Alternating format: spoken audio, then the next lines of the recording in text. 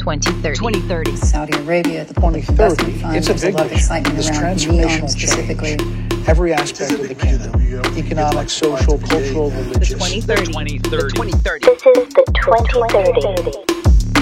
Yalla. Hala Wala Hannah, episode 13 of the 2030. How are you? I'm well. How are you? I am well, too. Beautiful day. Episode 13. Have a really cool conversation coming up, and we're on a roll. If you've missed anything in the last few weeks, we had Manal El-Dwayan on last week at the end of the week, and we also spoke about real estate with Faisal Durrani from Knight Frank, so we're kind of on a roll right now, which feels good. Yeah, and before that, we spoke to Ramzi Abu Khadra, and today we're going to be speaking to Abdurrahman Sandegji. Yeah, film industry in Saudi Arabia. He's a documentarian.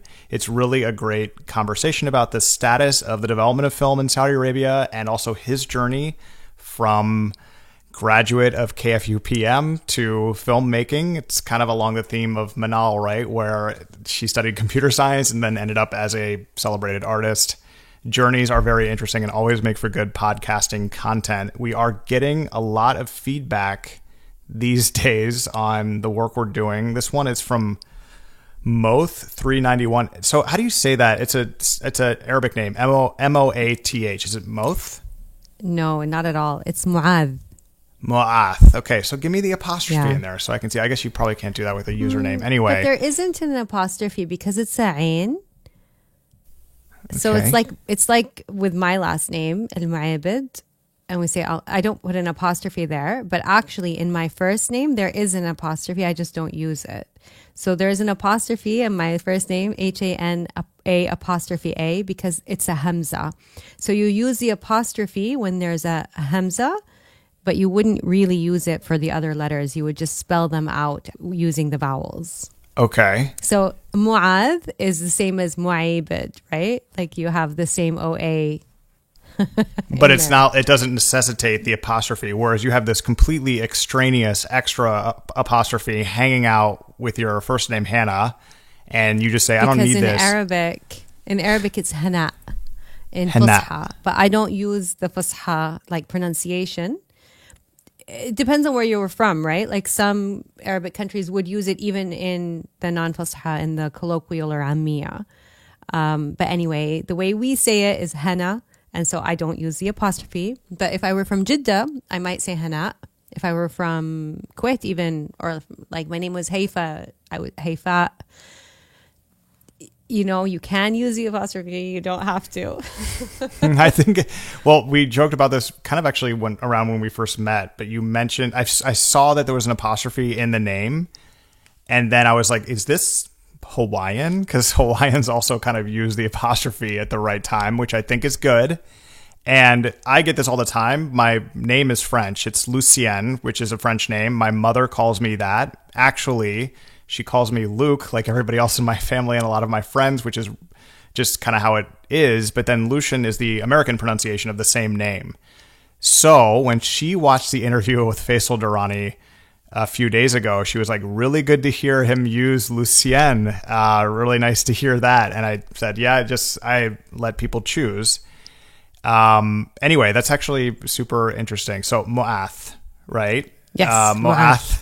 Thanks for your interview with Faisal. I work in real estate and I'm from Jeddah, but have moved to Riyadh, and development is happening at a fast pace. Thank you, Lucien and Hannah. Thank you, Mu'ath. Yeah, or Hannah. Yeah. What's the one I can't call you though? It's Hannah. Oh yeah, you can't call me Hanan because this is a different name completely. Hanan is people different. Always yeah. do. Yeah, but people call me Hanan all the time. It's like they're lazy; they don't read my whole name, and that really bothers me. It's not my name. Yeah, you're like, who's that? I mean, if people want to pronounce my name in different ways, I'll respond to anything. But Hanan's not okay. Okay. So I wouldn't do that because I know many Hanans actually. And so it's not that common of a name. I actually have not ever seen your name, Hannah. But it's nice for me because it's just, for an American, kind of just is an easy name to say. This is from Trimex 1694 on YouTube. Very good episode. At the end, discussing accommodations for key workers was very interesting. I would never have thought that it would yield 10% return. It will be very interesting to see how this evolves in future years. This was a good comment. And we talked about this. That is interesting. There was so much in this conversation with Faisal and even more in the report from Destination Saudi from Knight Frank that is just absolutely fascinating. Abdul Rahman, my friend and dedicated listener, said that we referred to the episode 12 last week as episode 11 twice in the show, despite making an effort to actually get the episode numbering right.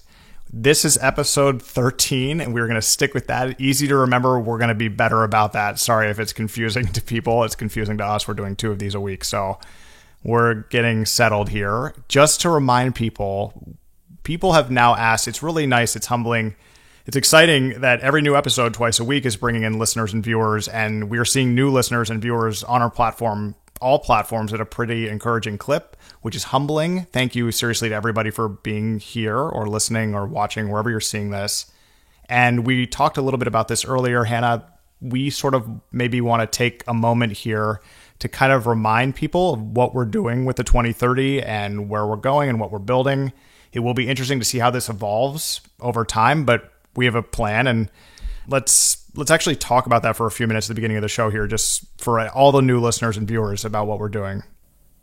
No, I think that's a really good idea. I think that, we're here to talk about the social and economic transformation of Saudi Arabia and really to highlight some of the key stories that are coming out of that journey and how it's unfolding. I think what we're, trying to do is address a lot of the questions that we get on a regular basis. We want to address some of the misperceptions and tackle them head on. Specifically, when we're talking about social and economic transformation, I think we're trying to really steer clear of more political discussions. There are many other platforms where you can access that, and it's not really what we're doing. So I think that, we're bringing news to you through one of our segments, and maybe Lucian, you can talk about what the segments are, but we're not, we're not a news show. We're trying to discuss the news in light of what we know about Saudi and maybe bring things that you, our listeners, maybe have missed if you're reading mainstream news, especially outside of the kingdom. Yeah, I guess the whole theory is that there are news sources reporting on Saudi Arabia. They're often outside Saudi Arabia with 1 or 2 people or even more in the kingdom, and they're discussing Saudi Arabia from a outside looking in perspective. There's local media in Saudi Arabia as well that is largely in Arabic, but not totally. And they have a view on Saudi Arabia that is sort of not really being heard outside of Saudi Arabia for many reasons.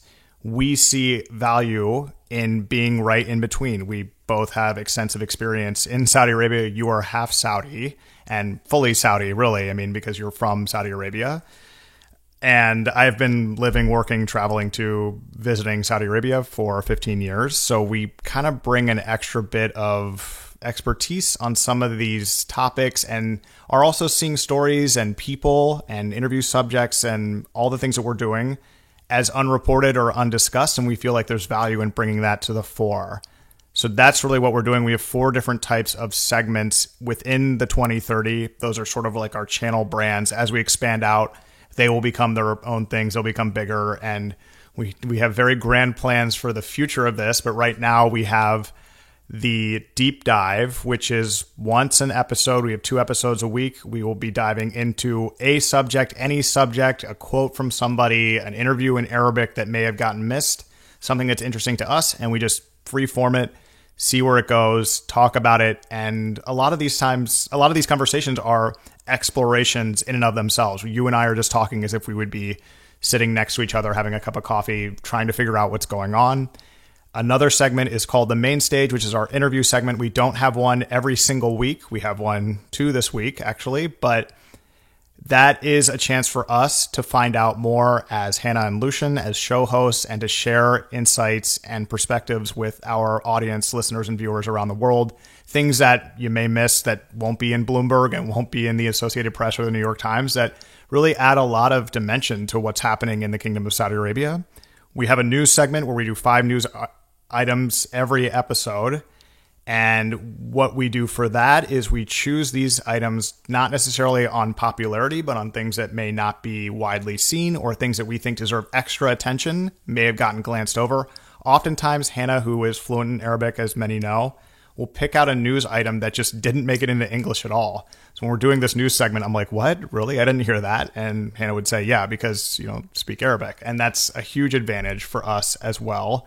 And then we have our last program is called the 1727, the founding year of the Kingdom of Saudi Arabia, which we will use to discuss historic perspectives on Saudi Arabia, discuss the kingdom as a transforming nation pre-transformation, and that's going to be more and more a part of our syllabus going forward. So that's what we're doing here on the 2030. Yeah. Thank you for that summary. I think that's great. And I think, again, like with the news, a lot of the time we're bringing in discussion, we're having discussions after we bring these topics that are based on our own perspectives, having lived for many, many years inside Saudi Arabia and outside of Saudi Arabia. So really trying to contextualize it and think about it kind of through both lenses to really help people make sense of it. We're not probably going to get it right every single time. And I think everybody knows that everything is subjective and there will be a lot of opinions about what we have to say and our takes on some of these things. But I think there are some kind of elements to the news that will giving a little bit of color to why something like that is being reported or happening helps people that maybe are unfamiliar with the culture understand why it's an important part of Saudi life or the Saudi economy or what it means to certain segments of society and so on. So I think we're going to be silly sometimes. And I think that, that's a part of this journey because we'll laugh at mistakes that we make and information that we get wrong and facts that we can't remember.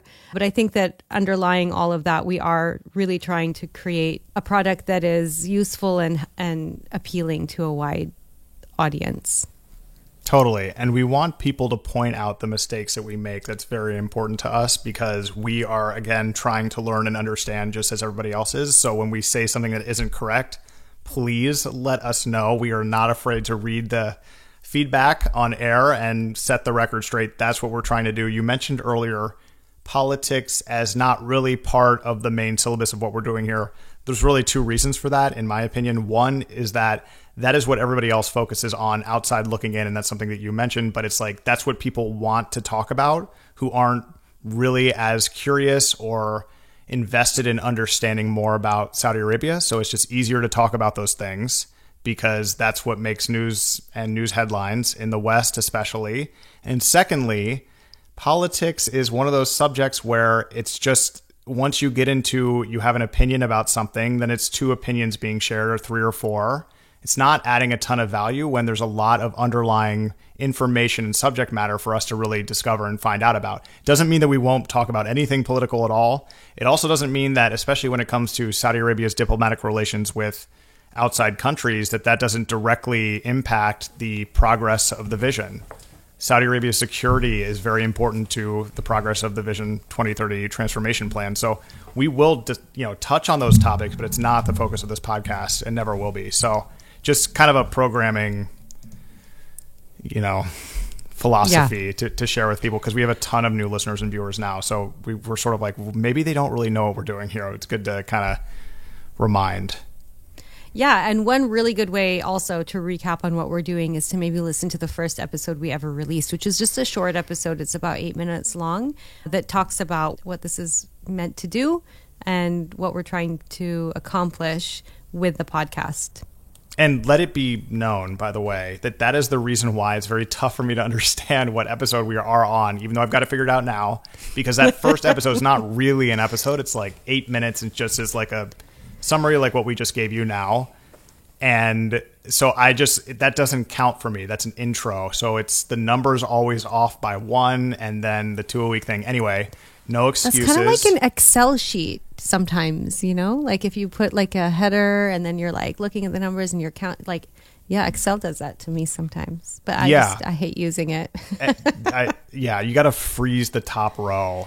Exactly. So that it doesn't count, but it's such an extra step. Anyway, the other thing you mentioned why can't we freeze it in Podbean or whatever we use? I have no idea. If I knew anything be about able that to do program, that. that's the other thing I want to mention, because why not? There is a ton of, we are both experienced podcasters, but we are using a lot of new equipment, a lot more advanced equipment, a lot of new programming and software that is better in terms of quality, or at least should be.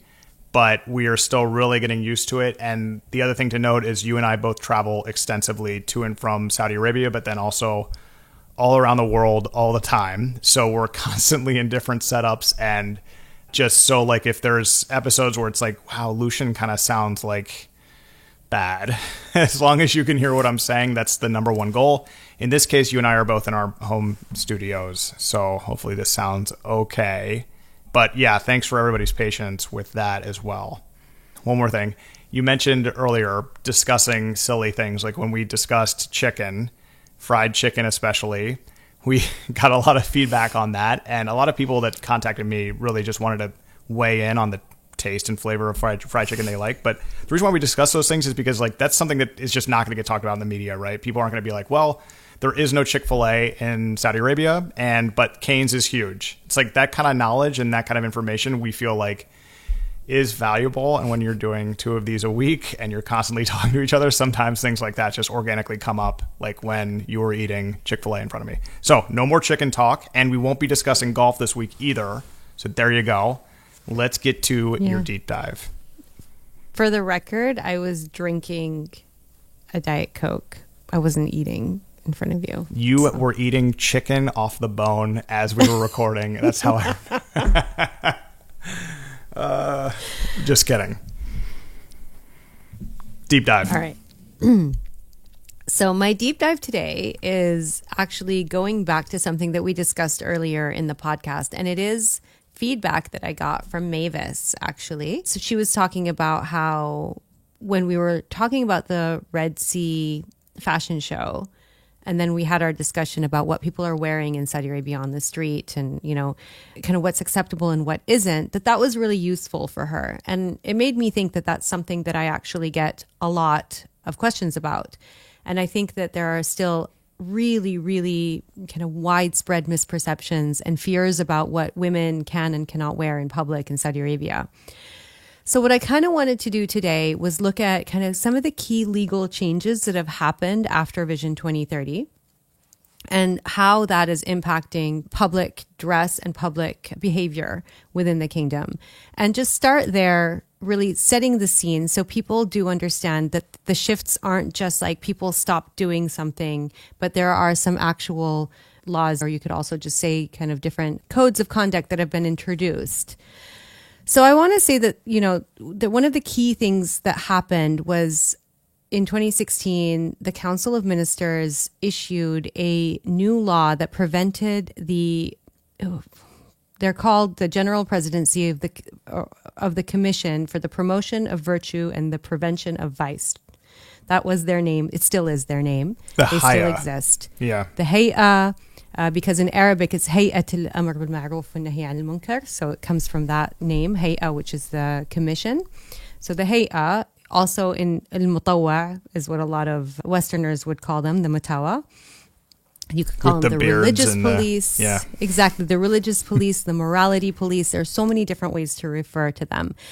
But having a beard and wearing a short thobe was kind of something that was visually like identifiable for people that kind of belonged to the commission. But they would also then usually wear like a bisht, so that kind of traditional like coat, almost thin coat that would go all the way down to the ground.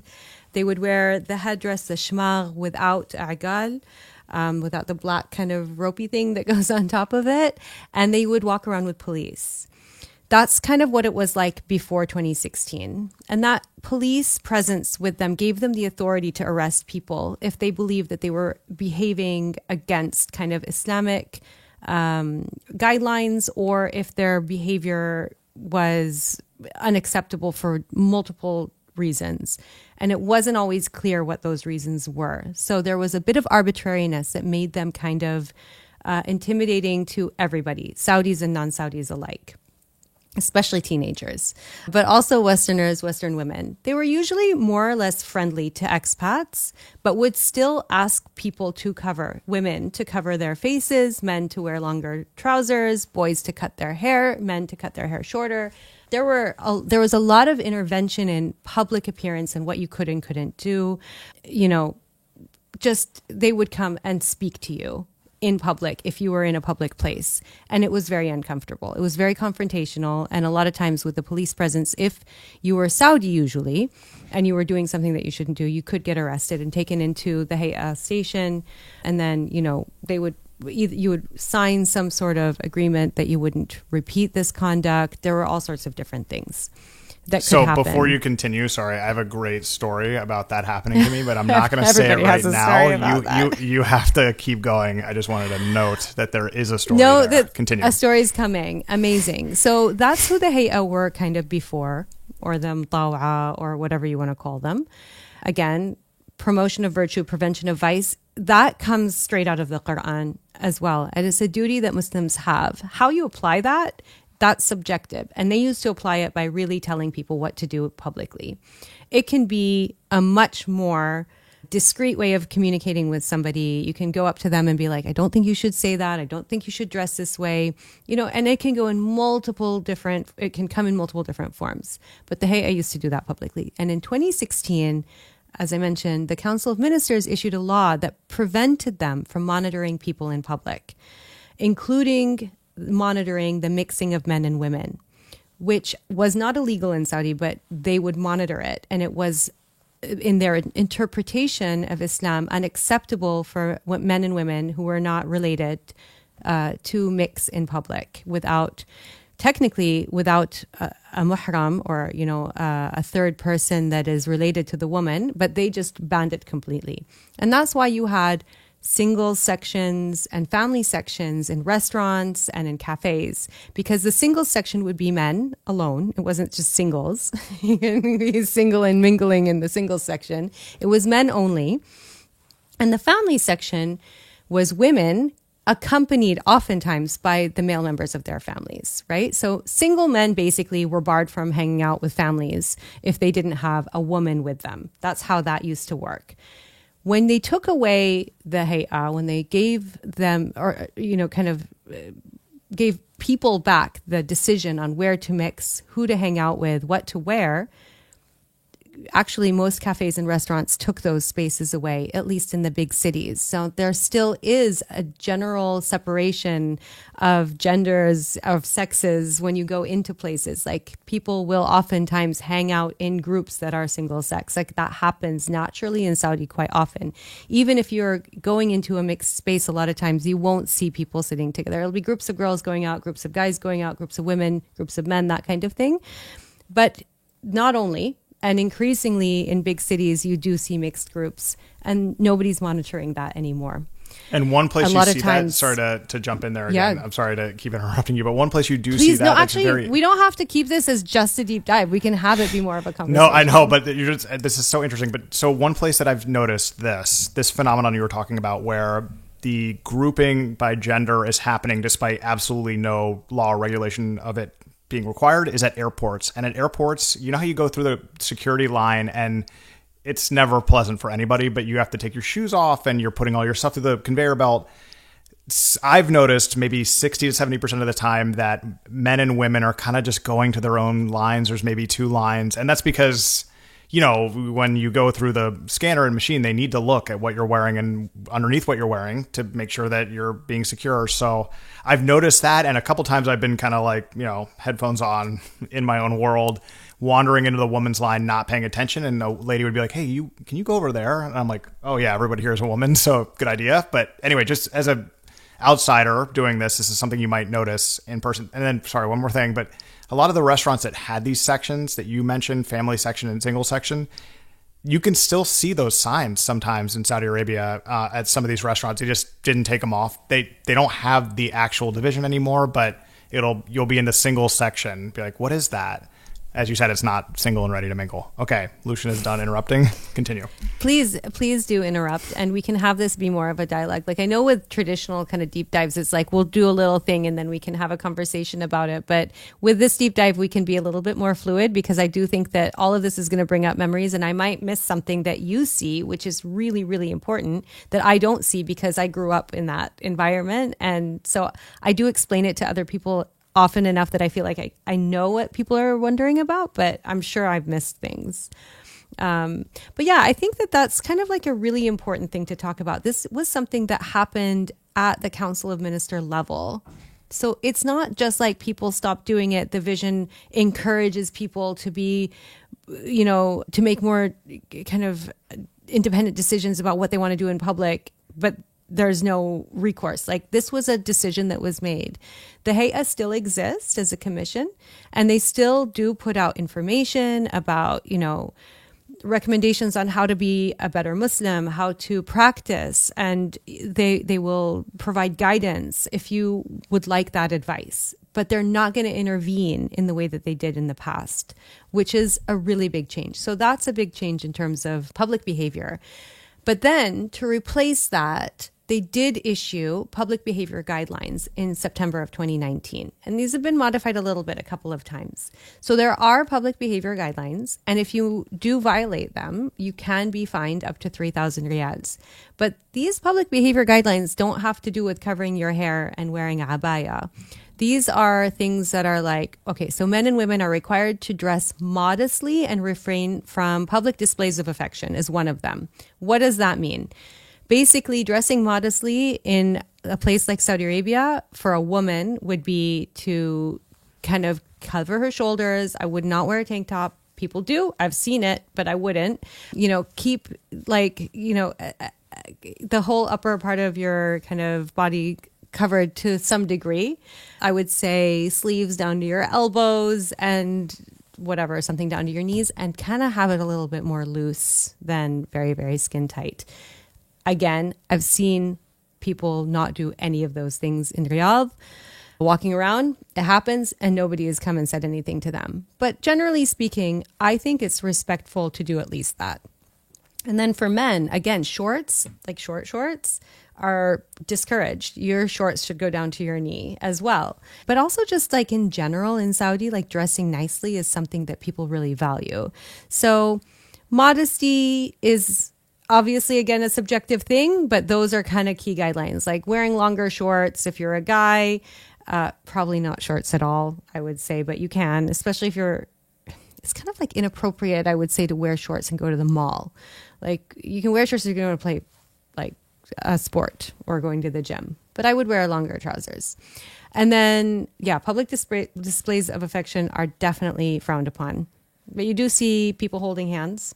And you see guys holding each other's hands, but it's more like no kissing, no like hugging in public, I would say. Those are the two. And then anything beyond that, obviously. So I don't know. How does that sit with you, Lucian? I have my own sartorial like guidebook that I don't share with anybody. But when it comes to dress, I would absolutely I like shorts. I wear shorts around my house. It's hot here. It's hot in Saudi Arabia. But basically, for any reason, if I'm going outside and it's not like in the direct sunlight and there is no way around it, I'm wearing pants.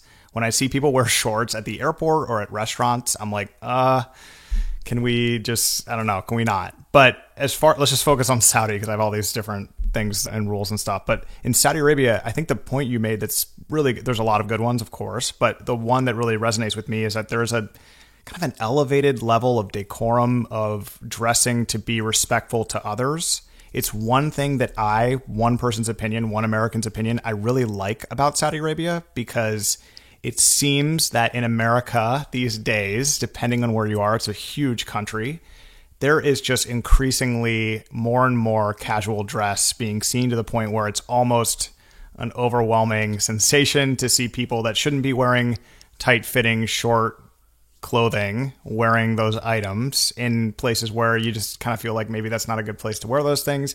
And in Saudi Arabia, it's not only more formal place, but it's also like, it's a very business, especially Riyadh is a very business-oriented city.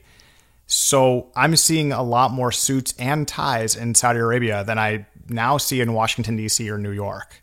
And it's kind of amazing because it's like, it is more formal, and I like that a lot. Even though it's hot in the summer, there's other ways around that. But yeah, no, I think that was really good. I think the context of taking what we were talking about earlier on the show and placing it in the, frankly, recent historical context of having the Haya around and then having them sort of fade out, and these kind of changes take a little bit of time for people to get used to.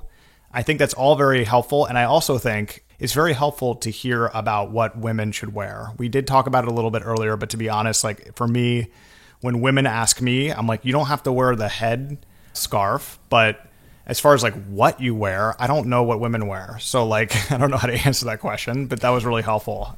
So that's kind of cool. Well done. Well, there's another guideline, right, which actually is explicitly stating that women are free to choose a modest choice of clothing. That's part of this new kind of public behavior guide. Avoiding cleavage, mid-calf, and having it be mid-calf and half sleeve. So kind of what I was saying.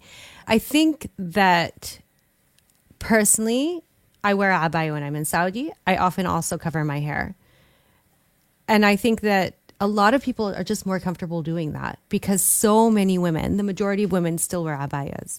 And I think you've mentioned in another episode, the episode I was referring to even, that abayas used to be predominantly black, and now they're not. They're often colorful. Some people still wear black abayas. Many people, I would say the overwhelming majority of people still wear black abayas. So the abaya, obviously, it's like a long coat that goes all the way to the ground. It's loose, it's flowy. You wear whatever you want underneath. And then the headscarf is another layer to that. Some people wear it, some people don't. Oftentimes you can put the abaya on, not cover your hair, and that's really easy to go out. You know that you're hitting all of the three key things. It's long, it's loose, it's covering cleavage and arms, right? And then you don't have to cover your hair. It's definitely not a requirement. It is not a requirement for anybody, not a Saudi, not an expat. People who choose not to cover their hair will not be asked to do it anymore unless you choose to. So, and obviously that can vary in homes and in families, and there's so many layers to that, and we can unpack hijab another day. That's not what we're talking about today. So yeah, I think that it's really important for women to know that there is no expectation to wear abaya, but a lot of times it's just easier to do so. Abayas are a big industry. We've talked about this in the past as well. They're beautifully made. Oftentimes they can be cheap as well, but they can also be incredibly expensive. You can buy them at Harvey Nichols. Like there's such a big range, and it's something that people really explore their identity through. It's just like any other piece of clothing. A couple other things from this kind of public behavior guideline list, and then I'll go into the last bit, which is basically Saudi police officers will be the sole authority responsible for monitoring offenses and imposing fines, no longer the Hay'a. And offenders have the right to submit a grievance claim before the Common Courtesy Department and appeal any of these fines. So it's, there is a dialogue as well. There are other things that you're not allowed to do that you can be fined for. So acts or speech that offends those around you or puts them in danger, handing out flyers without a license, jumping a queue, by the way, is something that you're not allowed to do unless given explicit permission, usually by everybody in the queue. Violating disability parking or reserved seating, direct photographs of other people without their permission. So taking a photograph in a public place is something that you can do, but taking a photo of someone that you're definitely taking a picture of them, you're not allowed to do that unless you ask for permission. Taking photographs of crimes and accidents is something that you're not supposed to do. Playing loud music in residential areas, it can be disruptive and disturbing. Playing loud music during prayer times or the call to prayer is also something you're not allowed to do. And littering, and you can be fined up to 3,000 riyals for doing those things. Super interesting. I just wanted to make one point about the clothing bit. In the US, like we are being very general when we're talking about Saudi Arabia. It's a huge country. There's all these different regions and different cultures, and in the city is a completely different story, just like it is in the United States and anywhere else than it is in the country. And in places like Via Riyadh, which is like one of the toniest, chicest fashion kind of shopping restaurant areas in Riyadh, brand new. We talked about it a little bit on the show. You can wear more fashion forward clothing, and there's just a completely different vibe than you may get in a outskirt of Qasim or, you know, in the north or south. I mean, in a place that isn't in a city. And that is not unique to Saudi. It's the same thing in the US and around the world. What is interesting about the US is there isn't what Saudi Arabia has. Like, we can speak very generally about, well, these are some of the rules, and it's a respect thing. It's like that doesn't exist in the US at all, except, in my opinion, at high-end restaurants and golf clubs. Like, golf clubs are one of the few places I see left that are like, you need to wear a collar and your shirt better be tucked in or you're out of here. And it's kind of like when you are dealing with a you can wear anything anywhere at any time situation here in the US. It's kind of refreshing in a way. We are just being very general about Saudi Arabia because this is something that's very interesting to people who have never been there and like, seriously, what do I wear? Like, what do I pack? You know? And so, like, hopefully that was helpful because it was interesting to get the refresher, definitely on the female side. And for men, I would say business casual is a great default, but if you're walking around Diriyah in the middle of the summer, you're not going to like wearing a suit. So maybe pack something that is, you know, cooler, but still respectful. No tanks, etc. This isn't Disney World. So anyway, this was good. And so what to pack? Pack something that covers your chest and your shoulders. Pack something that is 3/4 sleeve or at least to your elbow, and pack something that goes kind of mid-calf. Whether it's jeans that are capris, I don't know if that's your style, but if it is, wear those, or just long trousers or pants or whatever you want to call them, something loose fitting. There's so much out there today. A long button-down shirt with loose trousers is usually a really safe bet, or a long skirt or whatever. Dresses, but again, like, you need to cover up that part of your body. That's the most offensive part, actually, is cleavage, I would say. So, you know, even if you're wearing a short skirt that's like slightly above your knee, people won't be as offended. So I think that those are kind of the keys of what to pack. And something loose. I was just going to say, in the summer, you want it to be loose and flowy because it's hot, but it also does get cold. So check the weather. That's exactly what I was In going the to say. winter. For both men and women, if you're visiting in December, January, February, and even March, it rains in Saudi Arabia, all across Saudi Arabia, and it gets really cold at night in some places. And the weather actually changes, especially in Riyadh. The weather can change. It can be warmer. You can have mild nights, and then you can have nights where it's like bone chilling, you know, in Fahrenheit, 35 to 40 degrees. And if you're out in the desert and you don't have winter clothing, you are going to be freezing your behind off. So bring that stuff if you're spending any extended time there. And one of the nicest things about Saudi Arabia in the winter is dining al fresco, eating outside. You're going to want to bring a shawl or something to cover your shoulders because for some reason, it's like the dryness of the air. It kind of gets to you slowly. In Riyadh. Yeah, in Riyadh, right. It's a big country. EP may be a different story. Jeddah, different story. But yeah, again, we speak in generalities here because people are, you know, ostensibly visiting Saudi Arabia. It's a huge country, but I think very, very useful. I'm going to send this to my wife and be like, does this ring true with you? Because she sort of was asking me and I was like, I have no idea, to be honest with you. I think you're going to figure it out pretty quickly. But yeah, you don't have to cover your hair. You don't have to wear an abaya, but you know what? You can if you want. It shows respect. You don't have to wear a suit to dine at Le Bernardin in New York City. But if you wear a suit in there, you're going to look like you know what you're doing. So it's like, you know, what do the rules really mean? They mean respect to other people.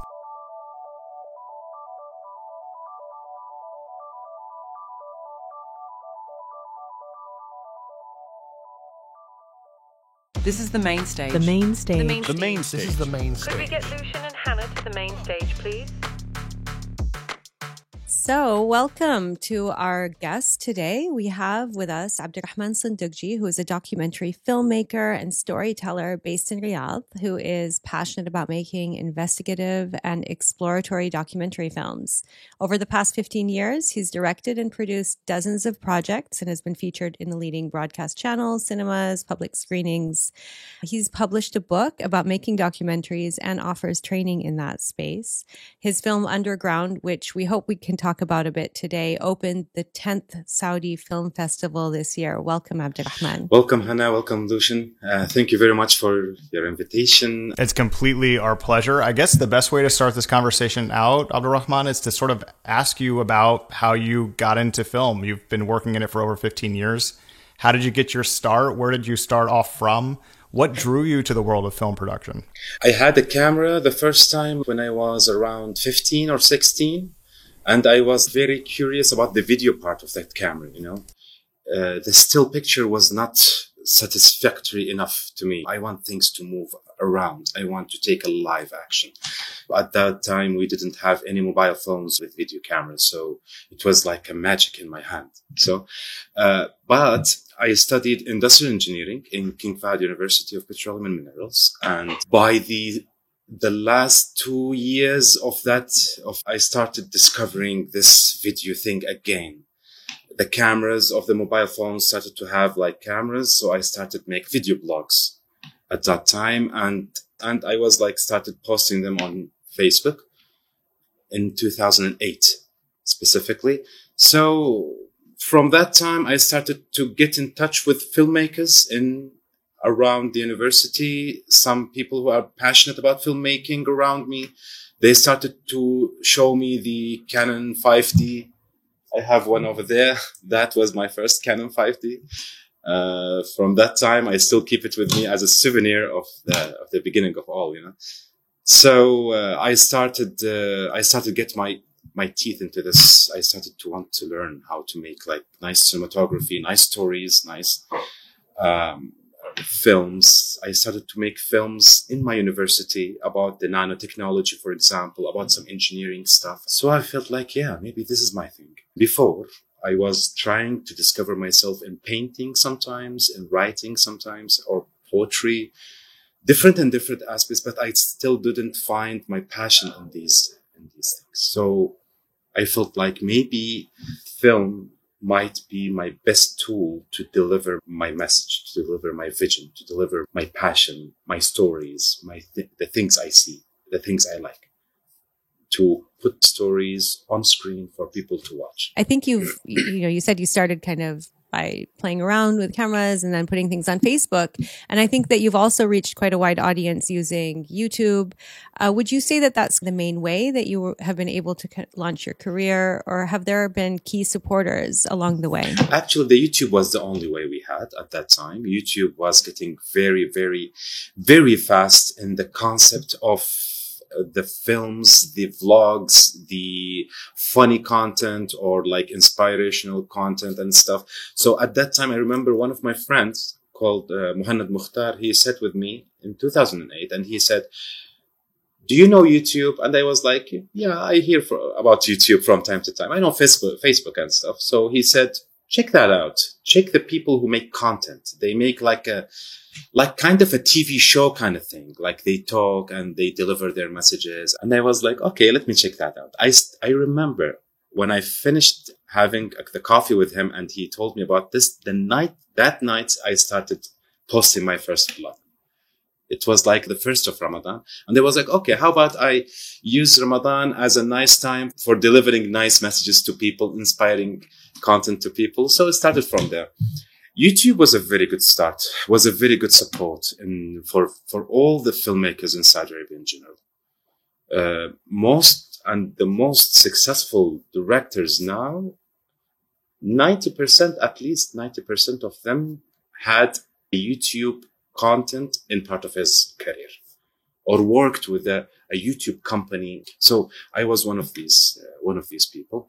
And it was a nice experience because there is no right and wrong. You get to learn from your mistakes and you get to know the actual impressions from the audience, their critiques, their opinions, and etc. So it was a very good motivation, very good correction in our path and etc. So it was a nice experience.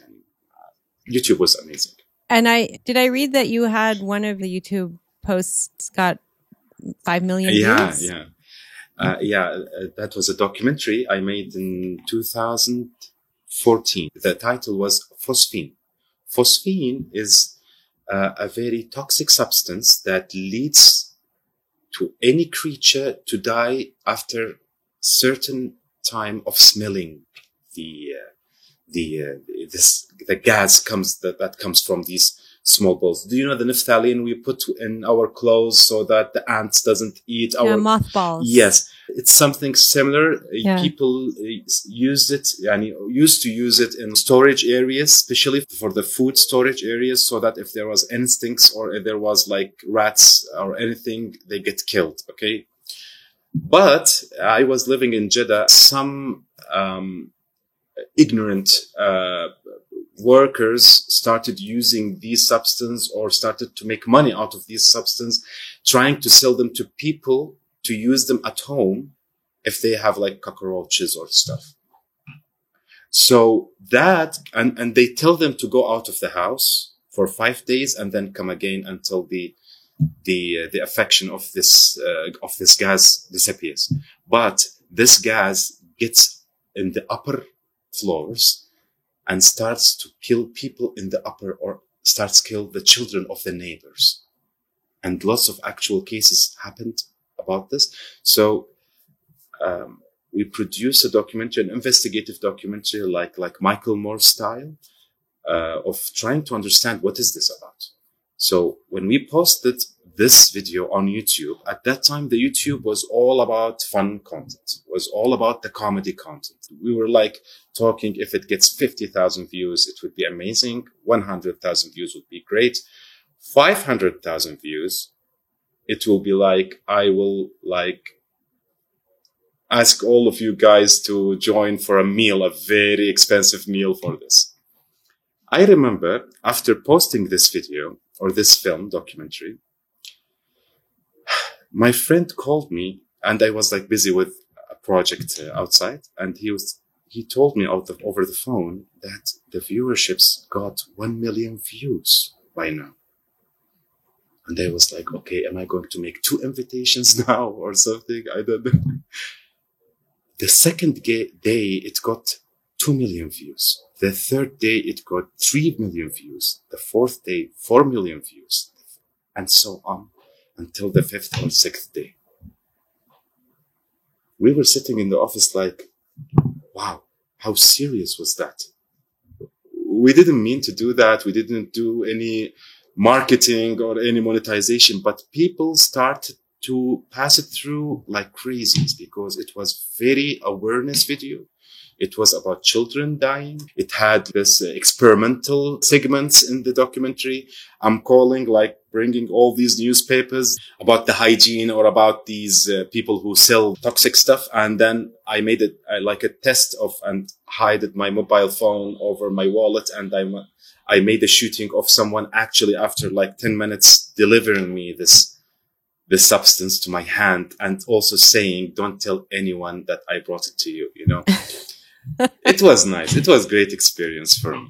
And at that time, I realized like, yeah, maybe documentary is your stuff. Maybe you like to tell real stories, like tragic stories or success stories. It's about documentaries. I don't like the fiction films, the imaginary characters and all these cooked stuff. No, of course, we do some cooking also in documentaries, but it's too cooked about the fiction films. It's too acting, you know.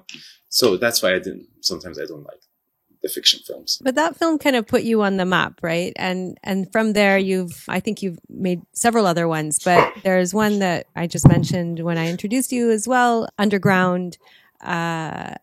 Can you just tell us a little bit more about that film, the inspiration for it? And I would love to know, because of the topic, I would love to know what you learned along the way. Underground, it's a documentary about the musical talents in Saudi Arabia. And from the title, you can understand that it's about the underground musical talents.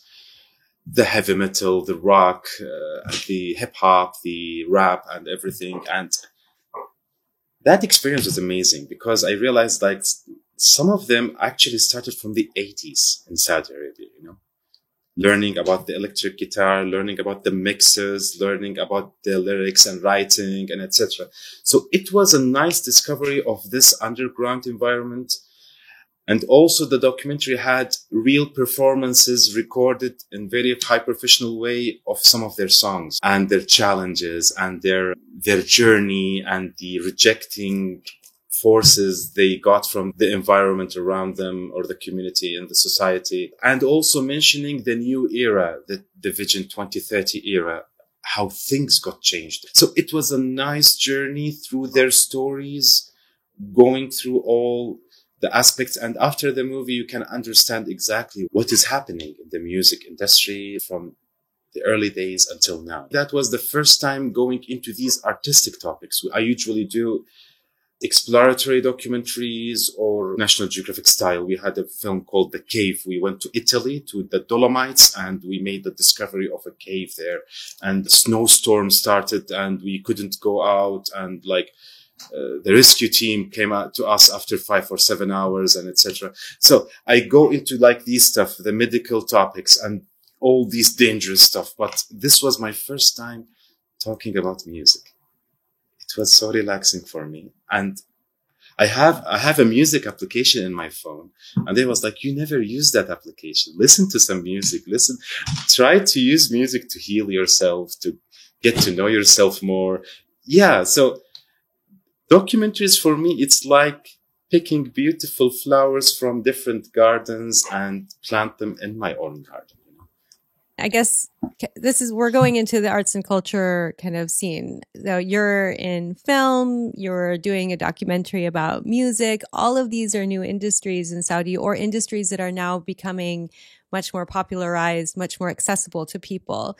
So what do you think has contributed to this growth of both the Saudi film industry as well as the music industry and other arts and culture industries? Tell us about kind of how you see that. It's like we got shifted 360 degrees, since 5 or 7 years ago. It was amazing what happened. A Ministry of Culture established that led all the growth and all the support and all the things that these artists need. So the Film Authority, for example, they are supportive, and they chose the CEO of this authority like one of us, a filmmaker who was living our struggling moments. He knows all the things we need. He knows all the support we want. So he's like our leader, in this. And all our complaints or our requests or our dreams are heard by him and his team. So what's happening now is amazing supporting, financially, in consultation and in education and in scholarships abroad, and countless of supporting plans and programs. So actually, I myself are a consultant with the Ministry of Films.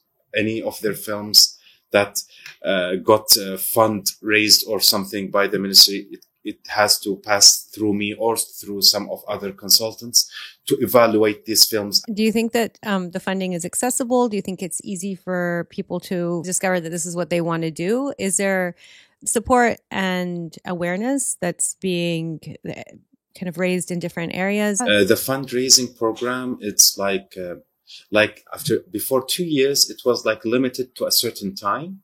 You submit your idea or you submit your film, and then it gets through evaluation, and then the submission gets closed, and etc. Now it's open through the year, all the time. Anytime they can call me. We have another film. Please, can you evaluate these and these and these papers for us?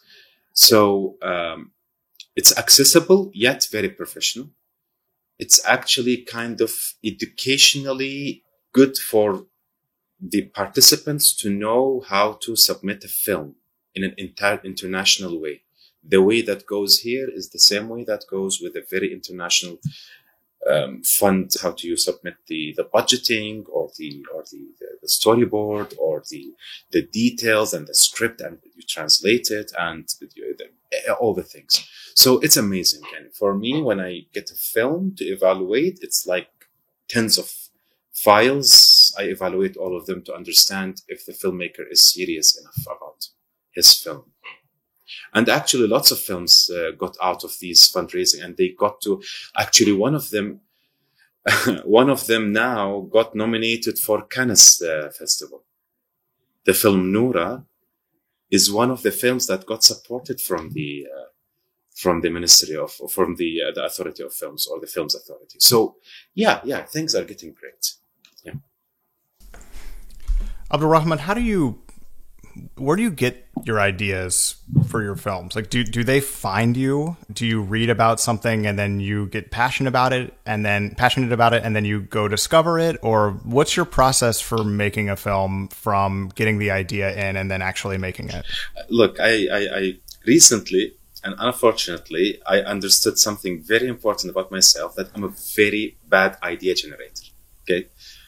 Like whatever idea I generate, it sucks. Nobody likes it, and they're like, "Come on, what are you doing? This is not you.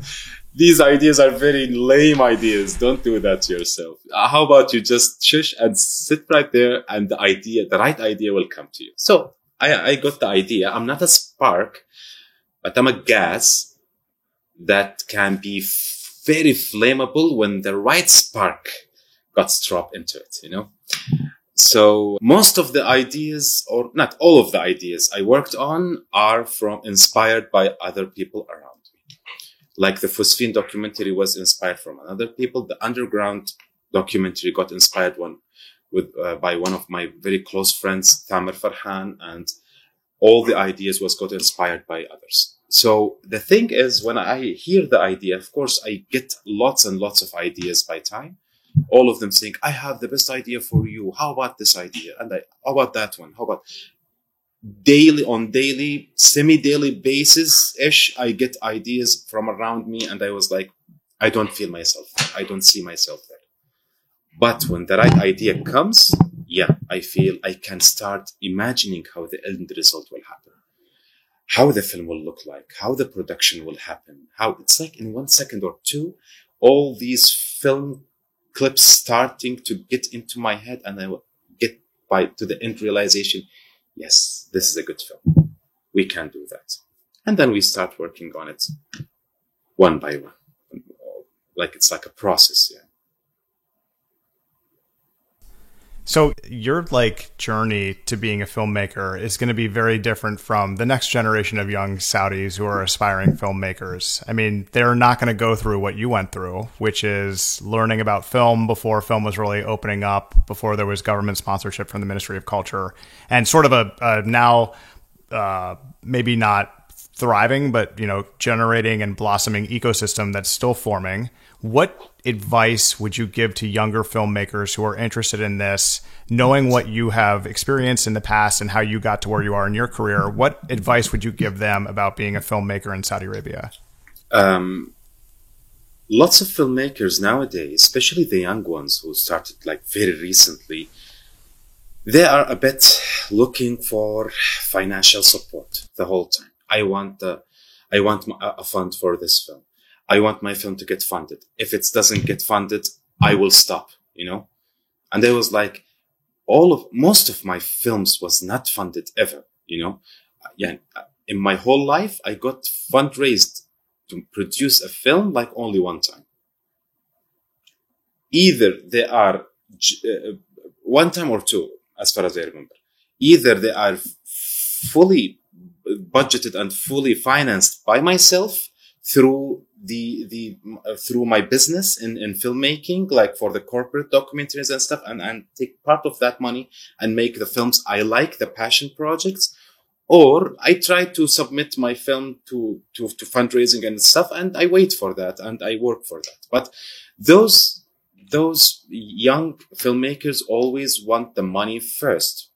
And I was always advising them, try to make a film from the society around you that is easy to make. You can cooperate with your friends, and each one of your friends can support with a camera or a sound recording device or a lighting. You don't need lightings like professional lighting sometimes. And a lighting from IKEA could do the job. Nobody looks or nobody knows what happens around the camera. They only see the frame you took, So, I always tell them, try to get your hands dirty in the beginning of your journey. Don't wait for the support and stop when the support doesn't come. And actually, something? This is much better now, because those who are very serious and they want to be real, actual filmmakers, they will do this dirty work in the beginning, and they will understand that this journey will take very tough times in the beginnings. It's like a filtration system. If you give money to everyone and everyone gets to make some maybe bad content and etc. No, these kind of struggles, and especially now, even when I'm saying now there is a lot of support, still it's a tough support. It doesn't get granted or doesn't get given to those filmmakers easily. They have to go through committees and evaluation and etc. So still, the serious ones will survive through this bottleneck. You know, if they survive from this bottleneck, they will prove to themselves before people that they deserve to go into this. Yeah.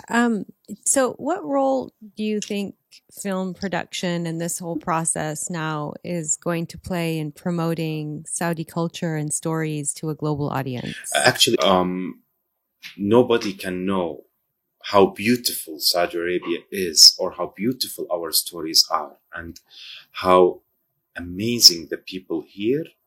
They cannot know unless they watch films, documentaries, reports, fiction films, and etc. about Saudi. Lots of people come to work in Saudi from all other countries, and they get to see all this stuff, and you get to hear beautiful stuff of what they saw in the people here and how the environment is beautiful. But they are individuals, you know, they might not make the effect that media can make. Okay. Especially when the authorities here are working so hard to try to make these films reach to the very famous festivals or famous events, or especially when Prince Mohammed goes to a very friendly tour around the countries. Usually he has like this cultural program with him, making like a venue or like an event, small event there for people to get to see the Saudi culture or to watch some films. Some of my movies got screened in these tours. So, and I got to participate in some of them in LA and other places. So yeah, the media content made here are very carefully selected, very carefully supported, and very carefully made and very carefully picked, and very big support added to that to make these films got watched by the world. Yeah. What kinds of themes would you like to see explored more?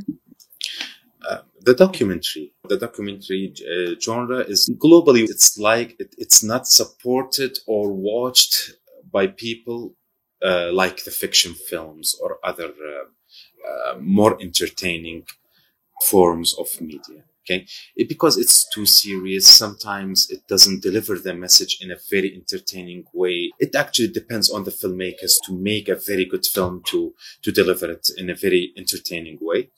And I can measure this by the Saudi Film Festival. The Saudi Film Festival, I participated in like, how many palms I have? 4 or 6 palms. Okay.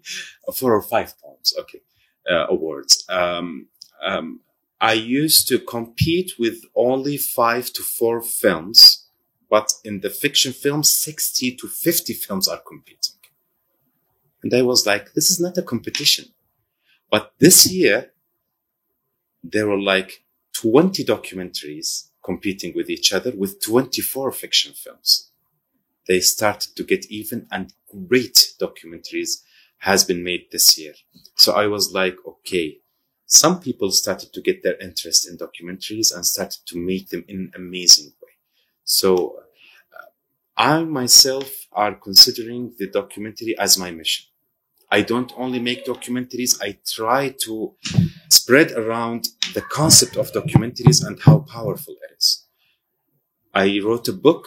It took me 2 years to write this book, and got published by a very famous publishing house, and Dar Madarik, and it was like my participation to those who might get interested in documentaries, to show them the road, to show them the way, to teach them the techniques, and to give them all the small experiences I got in my journey.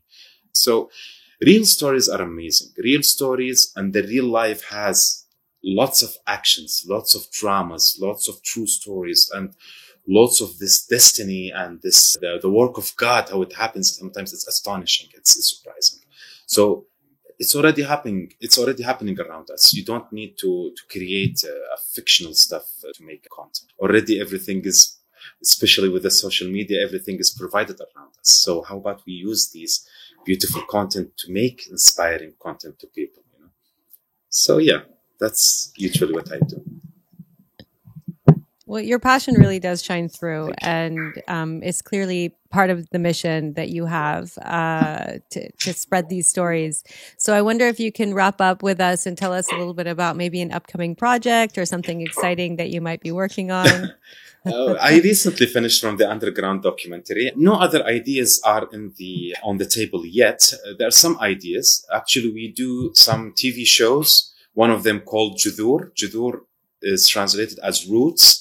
Roots is about it's like a National Geographic style kind of exploratory documentary or TV series about the ancient civilizations in Saudi, like BC civilizations. We made the first season last year, and we are working together on signing the contract for the second season.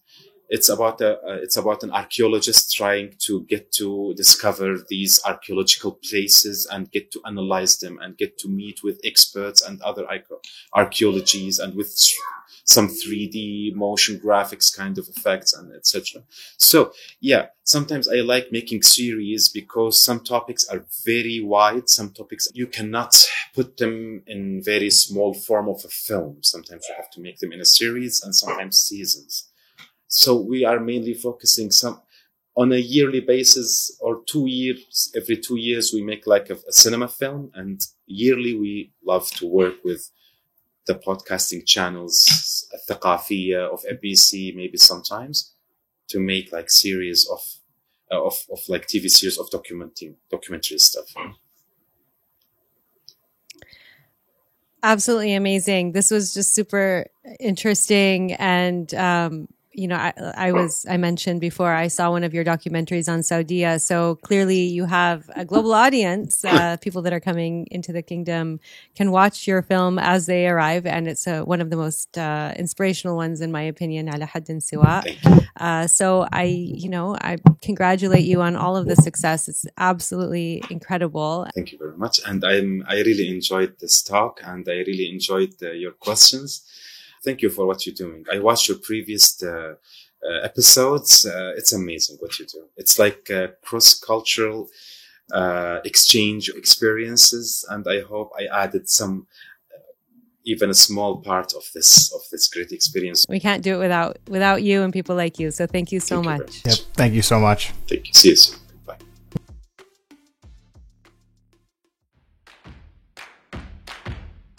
Let's get to the news.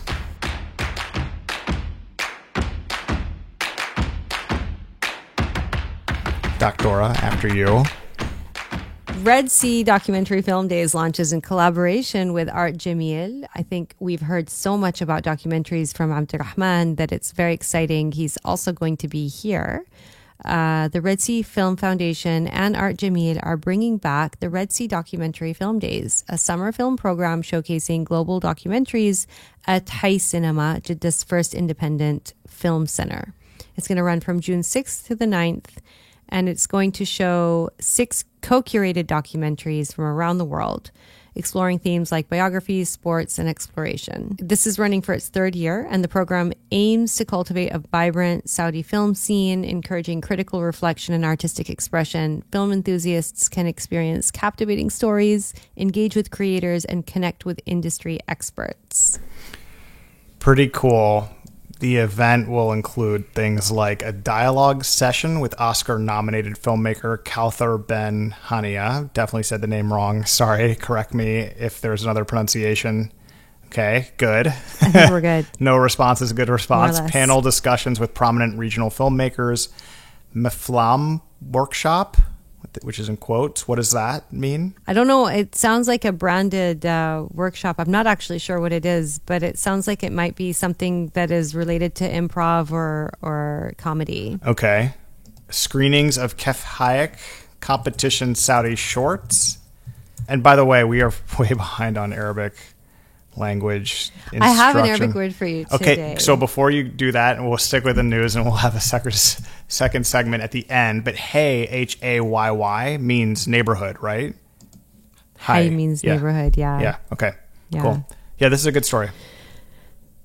It's exciting. I think that, Abdurrahman was saying that documentaries were not necessarily the most popular form of film that people were engaging with. And he finds it, obviously it's his art form of choice. And therefore, I think that this is pretty cool that there is an event run by the Red Sea Film Foundation that is, encouraging people to produce documentaries. Yeah, I think it's really cool because the Red Sea Film Foundation do a lot of training throughout the year on storytelling, and they work with aspiring filmmakers on how to tell stories about Saudi Arabia. So this is a cool thing where it's bringing a lot of people together and then showcasing international documentaries. So I'm not going to read all of them, but some of the documentaries that are showing include Hiding Saddam Hussein, which delves into the U.S. search for Saddam Hussein, focusing on his bodyguard who hid him for over 235 days. And then there's a Q&A with the director. And then Underground, of course, Abdurrahman's film is showing. But there's also The Mother of All Lies, which is a Moroccan woman seeking the truth about her family history.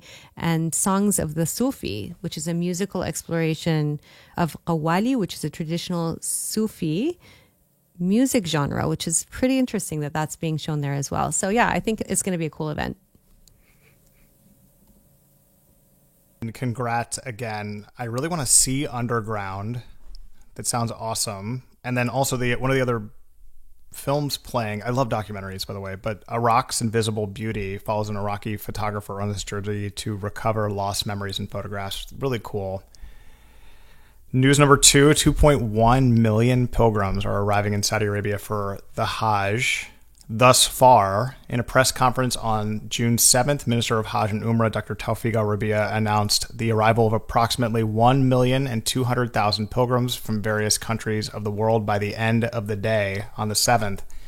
The Saudi government, quote, bears all costs, end quote, of the initiative to facilitate pilgrims and enable them to perform Hajj easily and conveniently, he added. The minister pointed out that an international campaign has been launched to raise awareness about the danger of fake Hajj packages, adding that the Hajj Nusuk app provides more than 120 services for pilgrims. I actually got a text on my Saudi phone number about this, which I translated and was like, oh, okay, not at risk of being in violation of this. But yeah, pretty cool, big time of the year for Saudi Arabia. Obviously, Saudi's always been the host of Hajj because of having Mecca be in Saudi Arabia, that it's always been a really big season throughout my entire life. Even if I lived in the Eastern Province, it was still a big deal. The whole country really does gear up to accommodate the millions of people that are coming from around the world. There's always vaccine campaigns ahead of time. There's different measures that are taken because a lot of people are going and mixing. And there's always been incredible measures to keep people as safe as possible, people coming from abroad and people then inside the kingdom. They also have recruited 10,000 volunteers to join this year's pilgrimage from around the kingdom to help with translation, guiding people, ushering people, and so on. And he also announced that the metro line in the sacred sites would operate with a transfer capacity of 72,000 pilgrims per hour. There's been so many campaigns to regulate the number of people that are coming in and keep people safe. The more knowledge people have, the better. They've been working really hard to try and get people kind of up to speed on what to expect. It's the largest annual human migration on the planet. Logistically, is so impossible just to wrap your head around the logistics of this operation and this sort of event, which only Saudi Arabia does. The king's title is technically not King Salman. It's custodian of the two holy mosques, King Salman. It's a huge part of Saudi Arabia's identity, not just as a nation, but as home of the two holiest sites in Islam. So you said it's a big time of year. It's kind of a defining event for Saudi Arabia every year. And then on the logistics side, we've talked about it. We're talking about big investments that Saudi Arabia has made into the holy cities of Mecca and Medina to the tune of tens of billions of dollars to accommodate a growing global Muslim population coming in from all over the world. Safety, which you talked about, in addition to the spread of viruses and diseases, which they work very hard to prevent and now are using technology and AI to do. They also have to prevent things like crowd-related disasters, stampedes, things like that. All of that takes city planning and event planning in a way that's just really not done anywhere else in the world. It's why Saudi Arabia has its own ministry specifically for these pilgrimages, because it's just such a logistical challenge. And when you think about how safe it is now, and anything can happen in big groups, of course, as we know, but the fact that so many people do this safely every year is something that I think, as a non-Muslim, Saudi Arabia should be extremely proud of. So congrats to the organizers. It's definitely among the sleepless nights weeks that Tawfiq Al-Rabia is having. He is a former Minister of Commerce. I think he was also a Minister of Health as well in the past. I may have that wrong, but he was Minister of Commerce when I first met him, and he's up to the task, and it shows. Yeah, I mean, you actually articulated that so much better than I did, because I think that looking from the outside in is a very different perspective. And, you know, I've been to Hajj and I've been to Mecca several times, and I still don't, you know, think about those details, because to me it is something that I know we're incredibly proud of and that we do every year. But it changes the mood in the country. It changes everything. And so I was thinking kind of about the feel and the look of Hajj season throughout the kingdom. But I think that you really are highlighting the most important parts, which is just the scale of planning and improvements that have been made to accommodate the number of people that are coming. So there's just been construction, which people don't like, but actually it has made it so much safer. There's been the metro installed. All of these things really do make it, I guess, well-oiled machine. And it needs to be that, because it is so many people in a very short amount of time coming.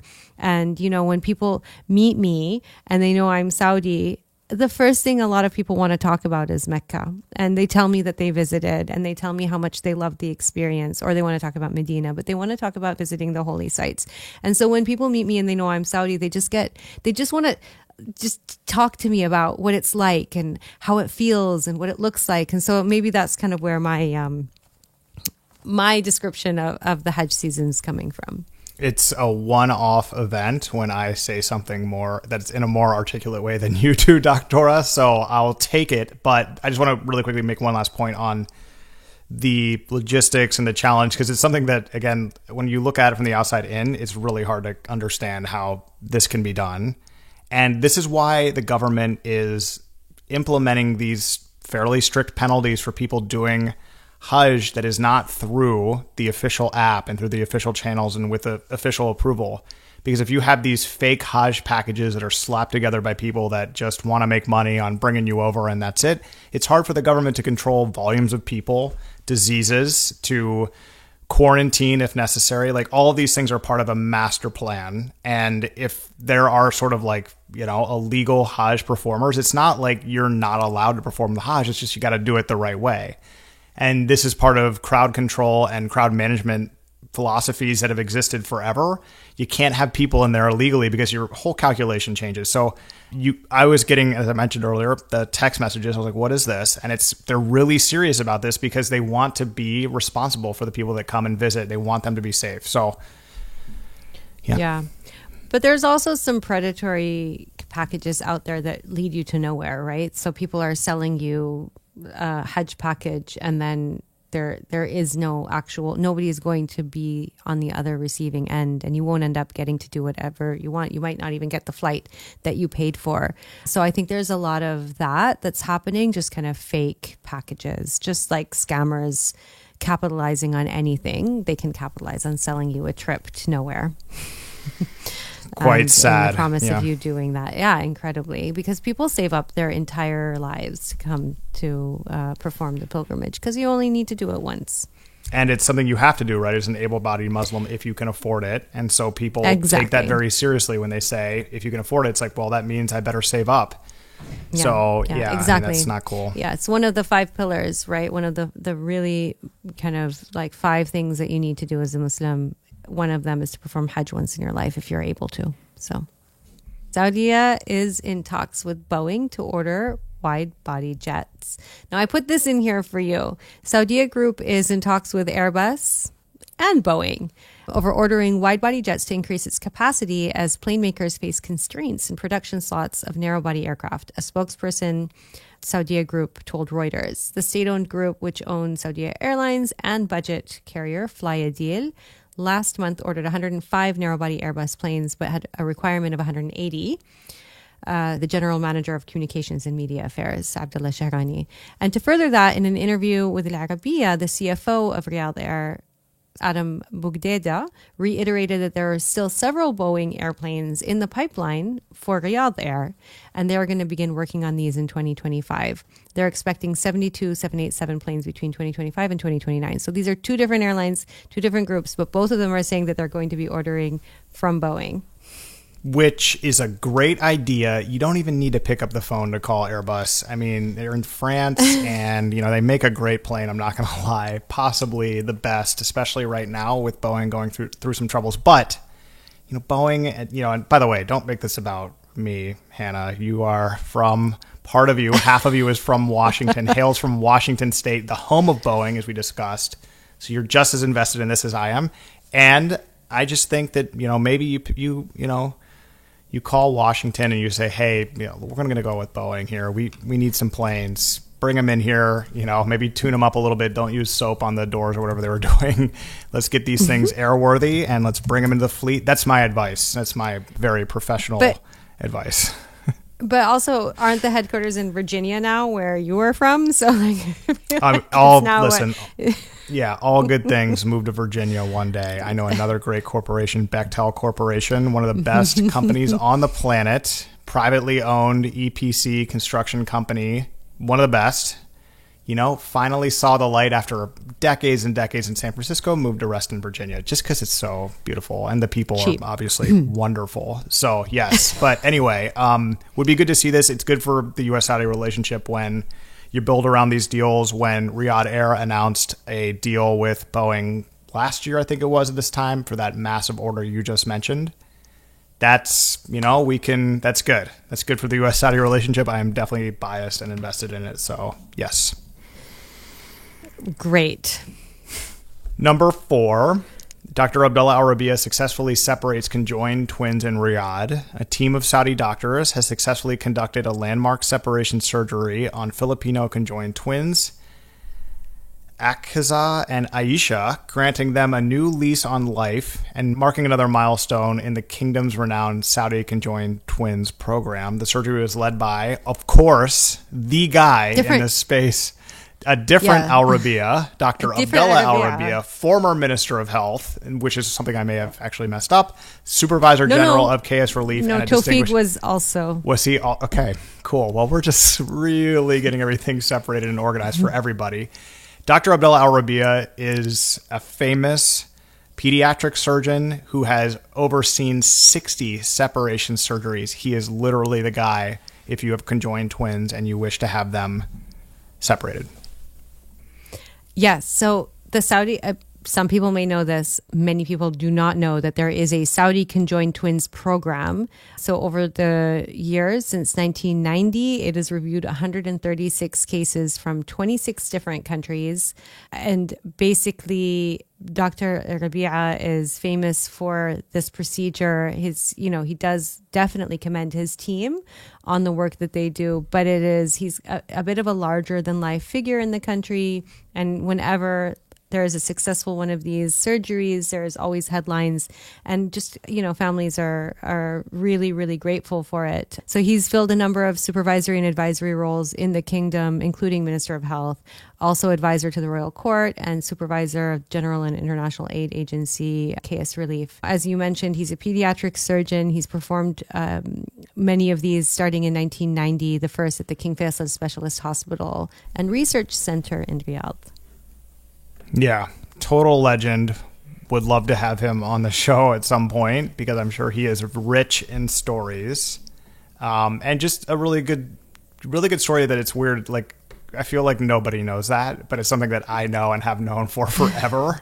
But like, when am I going to bring that up and be like, by the way, did you know that Saudi Arabia is the place if you have conjoined twins? That's like the Mayo Clinic of conjoined twins. Anyway, the King Faisal Specialist Hospital and Research Center is awesome. The people there are amazing. So yeah, very good story, and congrats to the twins. Definitely. So Al Qadisiyah rebrands and launches a new identity. This is Al Qadisiyah Football Club. On June 6th, there was a massive celebration along the Al Khobar Corniche celebrating Al Qadisiyah's new look. As PIF took over many clubs last year, Aramco acquired Al Qadisiyah in October 2023, and it's set to grow substantially in the coming years. It's from Al Khobar, and it has been part of the Saudi League since the first game in 1976. But as a club, it's been around really since 1935. It's one of the founding teams in the Eastern Province that was created by Aramco employees that were from the area. It officially became named Al Qadisiyah when two clubs merged, Shu'la and Al Wahda. Okay, so everybody knows, we were going to discuss this last episode, and it was submitted into the News Idea Bank, but it was an incomplete story. And I was like, what is this? I don't know what this is. Doesn't sound that interesting to me. And Hannah took great exception to it, as she should have, and then started sending me videos of the celebration, which looked like New Year's in Dubai. It was incredible with fireworks and everything. And I was like, okay, this is pretty interesting. And I suggested we actually do just a deep dive, and you're like, no, because we have some experts coming on the program in the coming weeks, one of whom is not an expert necessarily on this. I guess she is, though, because she's a kiss. How do you say it? Qadisiyah. Qadisiyah. Okay, so like quesadilla kind of, but Fatima Batouk is a Saudi fitness guru. Yeah. Thank you. This is why we have Hannah read the Arab names sometimes. She's a board member of the club. And what's really cool about this is, you hear about the PIF, as Hannah mentioned in the readout here. PIF has taken over control of some of these clubs, and you can see the difference in just a year or two. Obviously, it involves investment into players, but it also means kind of growing the brand out and building the business around it. I know some of the business guys that are working for the PIF clubs. They are brought in from Italy and from France and from England because they've done this before. Nobody builds sports franchises like we do here in the US, especially when it comes to making money off of them. So you'll also see a lot of Hawajas that look like me working for these clubs. But Aramco investing in this club is cool and probably quite exciting for our EP guru, Dr. Hannah Al-Moaibed. It's not my club. Oh, yeah? So are you upset about this? Why did we highlight it then? I thought you were stoked. I am stoked. It's an Eastern Province team. I love the teams in the Eastern Province. It's just not my club. It's fine. There's no rivalry that I feel between Al-Ittifaq and Qadisiyah. One's Dammam, one's Khobar. It's different. We're fine. It's cool. Okay. So it's not like the Washington Commanders and the Baltimore Ravens where it's you're one or the other. Yeah. Okay. It's not like Arsenal, Tottenham, for instance. I don't know. You actually know what? I'm not that passionate about my club in Saudi. I love them, but I don't know about the rivalries, and it would be awesome to find out more. Does any Saudi organization own the club that you like? Is there a daddy like the PIF and Aramco have for these teams, or is it just kind of what I have? Al-Ittifaq? Yeah. I don't know. But Al Fayha, when we IPO the 2030, we are buying Al Fayha. We're putting that club on the map. We're bringing in all these players from around the world. Quesadilla. No. Qadisiyah. Qadisiyah. Thank you. It's named after a battle, I think, in Iraq. The Battle of Al-Qadisiyah. That sounds cool. Do they have a mascot? Well, they just rebranded. So whatever they were before, they're not that anymore. I also don't know about who owns Al-Ittifaq. Sorry. I just know that there are a lot of British players and just I think there's a Dutch player. There are a couple, there are a lot of ex-Prem Leaguers that have come to play for Al-Ittifaq. So it's definitely on the up and up as well. They were doing really well this year. I'm not the person to talk to about this. We should, people ask me about sports all the time because they're like, oh, she's Saudi. She must know everything about everything in Saudi Arabia. I'm like, I only follow the British, like the English Premier League because of my son. And like, if he's not next to me to answer my questions, I have no idea what I'm talking about. But I will defend Arsenal despite being attacked for it all the time by all Saudis. So First place among the losers this year in the EPL. I know when I said that earlier, you hated hearing that. Let us wrap up and get back in the groove of you teaching me an Arabic word, please. My Arabic is getting worse because you're teaching me nothing. So yeah, we're back into it. It's my fault. It's your fault. Yeah, so here's totally. the thing. I decided to go with a phrase today instead of a word.